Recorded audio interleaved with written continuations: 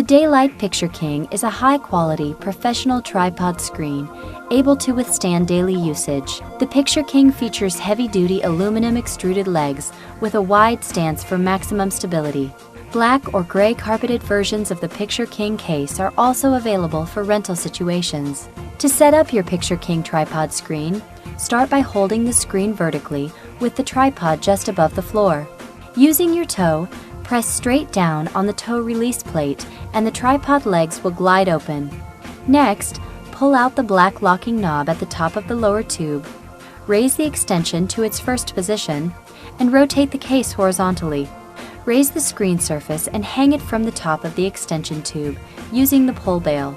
If the keystone eliminator is needed, simply grasp the tip, which protrudes slightly above the hanger, pull straight up, and then lay it in a horizontal position. Place the pull bail on the appropriate notch.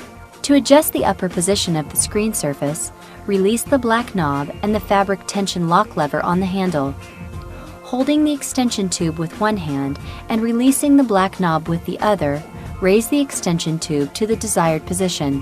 The height of the case may be changed by pulling out the black knob located on the handle. When the case is in the desired position, lock it into place by pressing down on the fabric tension lock lever.